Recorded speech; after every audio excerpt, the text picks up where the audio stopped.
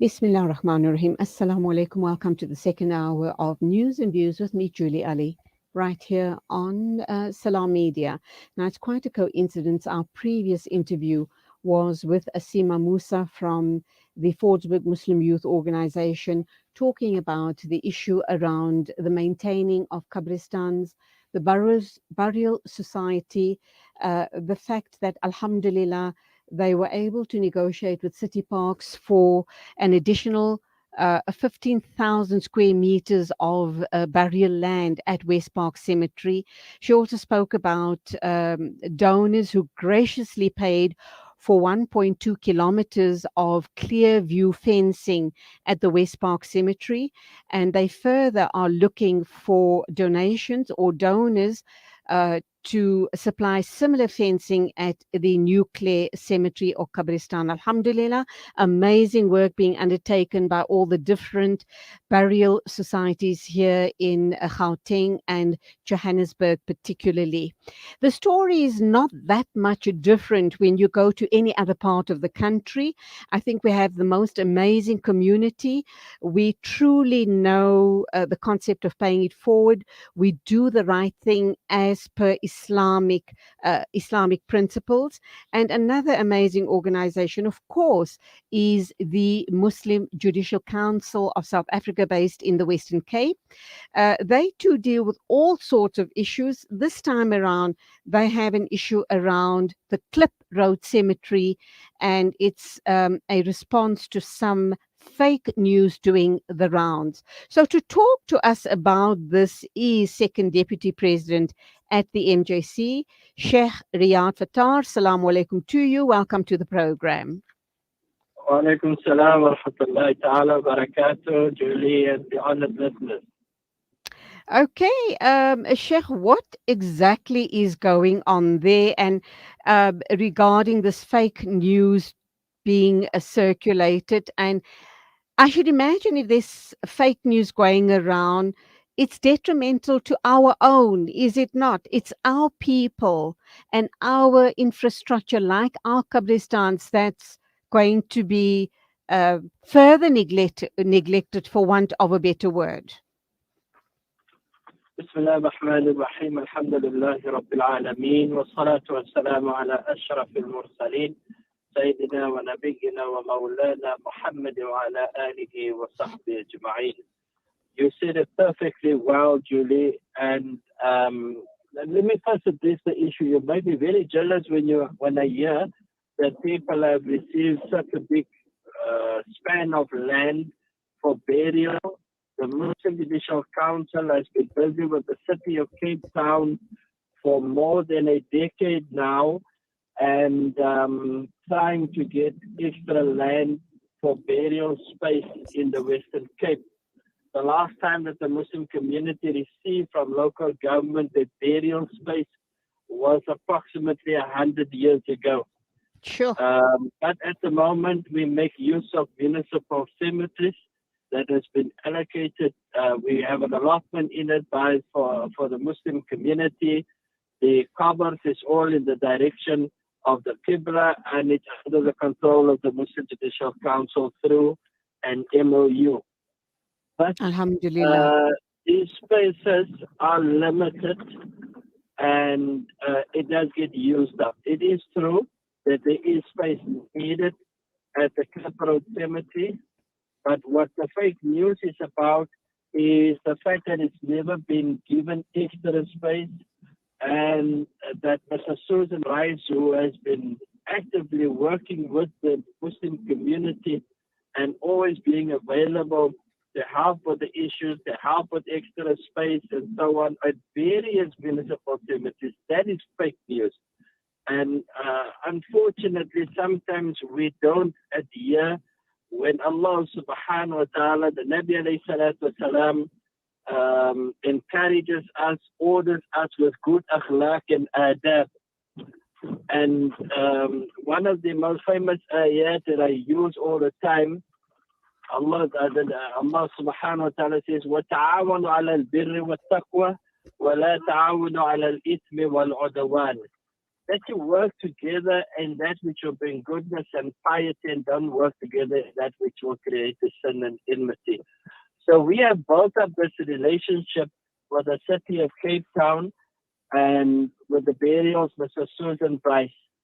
In some person, an unknown person comes from we don't know where and tries to damage this relationship that we have.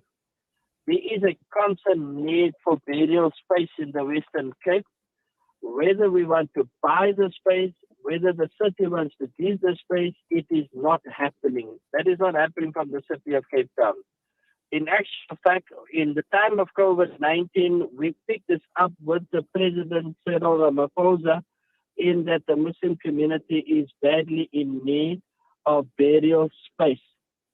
Not only that, the city themselves had done a survey way back in 2006, 2007, proving that the Muslim community is going to run out of space. Mhm. So this is our problem in the Western Cape. We're not getting the cooperation of the city of Cape Town in providing the Muslim community a big tract of land so that we may develop it. In actual fact, Julie and the respected listeners, we would be helping the city because they Absolutely. even have to give us from the municipal ground. They don't need security there. They don't need maintenance there. They don't put up the fencing there. And we would see to that. So it would really be a help to the city of Cape Town. But this is the plight that we have at the moment. Alhamdulillah, we've recently opened a new allotment at the cemetery in Gordons Bay that is called Rastoff. And Alhamdulillah, that used to help the community of Gordons Bay and Strand. And inshallah ta'ala, we will continue to request and demand from our local government for the space that is required. So, Sheikh, I should imagine it's not only the Muslim community that is sitting with this issue. I should imagine that other groups as well, Christians, Jewish, whoever they are in the same situation. And then just to come back, have they justified why they're not allowing you to buy the additional land for burial purposes? And then here in Johannesburg, we have the option of reburials in, family members that have passed on 5, 10, and more years and longer. So that is another option as well. I should imagine something like that might have been suggested to the Muslim community of Cape Town as well.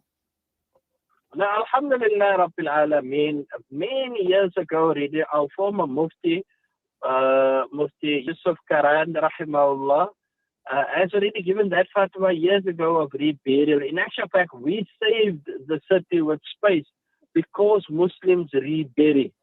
So, yes, no, that is already happening. But it is way over time that we need another burial. But you see, the problem in the Western Cape is the high water table that we have. And an environmental study, geo studies need to be done before a land would be available for burial. So, but that is not our problem. That's the problem of the city of Cape Town, and they need to look after the Muslim community. So they must find the space in order to help us because we're helping them. Absolutely. And the numbers of the Muslim community are very high in the Western Cape. And I think if you speak in your collective voice, they will have to give you a hearing. Coming back to the issue of the person in the city council, Susan Bryce, has Yeah. an apology been extended to her? And is she continuing with her assistance to the Muslim community in trying to procure additional land for burials? Alhamdulillah Rabbil Alameen. Yes, we have sent an apology for the slander that is against her. She's accepted. She knows us. We work together, and Nobody knows who's the slanderer. It's a faceless ghost. We normally don't respond to faceless ghosts, but in the protection of this lady's honor and the good work that we received from her, we have put out that statement so that people are aware. Because, and Alhamdulillah, the good work is still continuing. As far as the issues are in terms of burial, whether there is vagrants that have died on the street, the city of Cape Town via her contacts the NJC, and we see that the burial is done free of charge. Where there are Alhamdulillah. people, poor people that also cannot afford, Alhamdulillah, and I must say, from the Gauteng area, we've received a lot of assistance in terms of poor burials and pauper burials. Alhamdulillah Rabbil Alameen. But as far as this lady is concerned, not a Muslim, Julie, but Yes. wallahi, when there are issues, she makes herself available and she sees that she is out there in meetings and things like that to try and help the Muslim community. Alhamdulillah. Sheikh, wonderful talking with you this morning.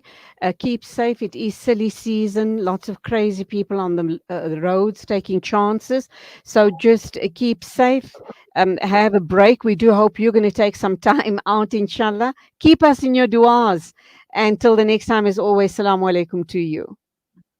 Barakallah fiki, Julie, and to the community. Allah Ta'ala grant you all khair and barakah. Ameen ya Rabbal Alameen. Wassalamu alaikum wa rahmatullahi ta'ala wa barakatuh. Thumma Amin wa alaikum assalam.